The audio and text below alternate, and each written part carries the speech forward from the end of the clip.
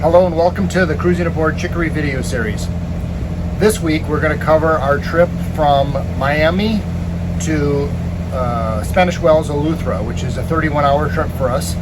I'm going to show you what we do as far as watch keeping and monitoring where we are and the situation of the boat.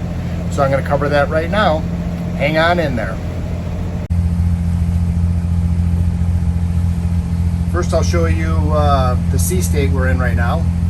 Virtually ideal. It's absolutely beautiful out. We are 20 miles away from Miami on our way to pass north of Bimini on our way past Chubb and to Spanish Wells and Eleuthera. And I want to talk a little bit about our process of doing hourly what we call engine room checks, which actually are a little bit different than that, and just monitoring where we are and what we're doing. So I'm going to zoom out a little bit here, and I'm going to show you how we have our computer set up. First of all, this one I have about a 2-mile view of what's going on, and you can see within that circle Largo is the only boat that's near us. And then if I go to the port side screen, I have the radar set at 12 nautical miles. And on this screen, this is where Largo is, but you can see all the other boats around us that I'm getting AIS and radar returns on. And then if I swing all the way over to the starboard, I have this screen set at like 40 miles. So you can see all the traffic in the Gulf Stream. This is showing the center of the Gulf Stream here. You can see that we are east of it, headed towards the north end of Bimini. And so I'm going to zoom in a second and show you a couple more details about what's going on and what we track. So on this starboard side screen, in this screen right here, we have the trip information. So you can see it's March 28th. We're 3 hours and 56 minutes into the trip. We've been averaging 7 knots, max speed 7.9. So far we've gone 27.64 nautical miles, and our odometer on Chicory since our ownership has been 17,000 miles. We're expecting to arrive at around 10 o'clock tomorrow, the 29th, at our final destination. And here are all the waypoints along the way, and when we're how long it is until we're there, and at what time we'll arrive, and how many miles it is. On this column I have all of the AIS targets around us, sorted by range, and you can see Largo's 2 miles away. Then we have over here our apparent wind, actual ground wind, some other information. And then as I go down below, sorry about the little squiggly there on the screen, I'm going to zoom out just a little bit here. So there's our Meritron Screen, and you can see right now we're carrying 992 gallons of fuel, which represents about 90% full. And then our DC service is running. We're not running our generator right now, we're just running off the alternator on the engine. Our engine room temp is 107. Based on the 78.3 degree outside temperature, that means that our delta between our engine room and outside temperature is 29 degrees. We like to keep that around 30 or so.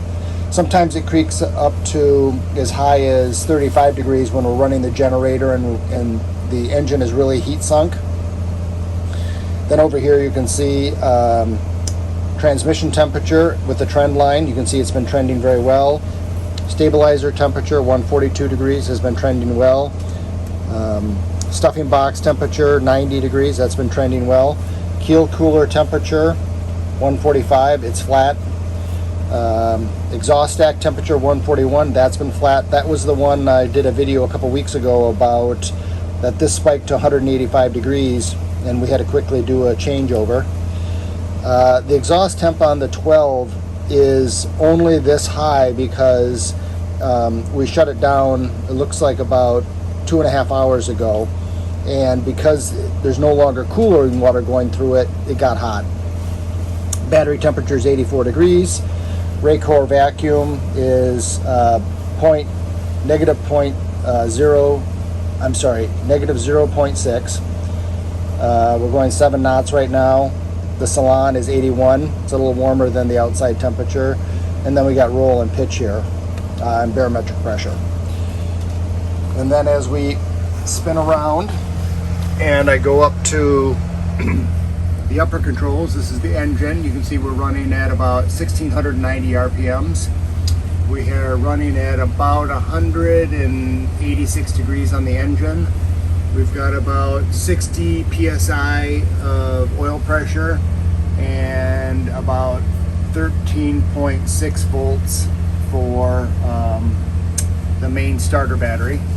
We have our redundant autopilots here. This is the one we're using right now. This is our spare. You can see that they're off about a degree or so, depending on where we're bouncing around. This has got a satellite compass. Sorry about the misalignment. This has got a satellite compass, so it's more accurate. This has got a magnetic compass. Then we have our two VHFs, and then of course controls for stabilizer and everything. And then as I swing around here, we have our depth finders, the Garmin ones. This one pooped out at 428 feet, but you can see right now we're in about 2,500 feet of water. So these obviously aren't going to read. This is our seawater temperature right now is 78.29. And then I also have a depth gauge here that's NMEA 2000, but it once again is not seeing exactly what's going on.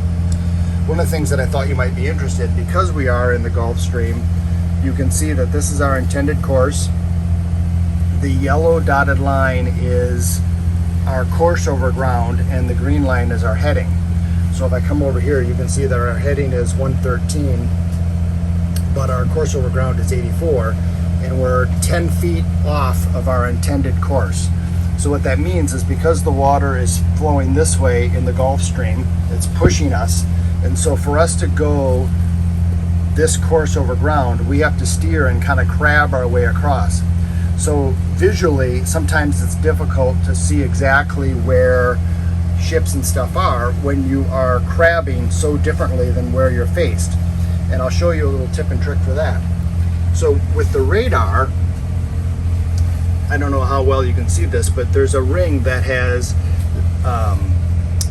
our reference position and then the degrees around. So if I look at Chicory here and I look at Largo and La Luna and I follow them out the sight line to about 55 degrees, then what I can do is I look out the windshield. I know that this is 0. I swing over here, this is 90, this is about 45. So then if I zoom in, you can see, I don't know how well you can see, it's hard to tell, but in the distance there is the boats I was talking about. The last thing I do as part of this is I have a little yellow button on the keyboard, and that allows me to switch screens. And so I can take a look at my engine room, and this particular picture lets me see below the engine if anything's leaking into the catch pan below. I can check the belt, make sure the belts are working correctly, everything's good there, and then I can switch to my bilge camera and I can see the coupler, the stuffing box, and the bilge. And so part of our hourly check are those things. And so once an hour we take all that information. I have an iPad here, and we do an engine room check, and everything I just told you we record in this database by HandyBase. And so that allows us to track information of exactly what trends are. And I can tell you, as an example, we talked about the keel cooler temperature. I know that the keel cooler temperature of 146 at about 1700 RPMs, when the water temperature is around 80, is correct because of all of the records we've taken. if that number started to get really squirrely, I would start to investigate it because I know that it would be falling outside the norm. So that's our check. That's going to do it for this week's video. I hope you enjoyed it. Thanks again for watching, subscribing, commenting, and liking. I appreciate it. See you next week.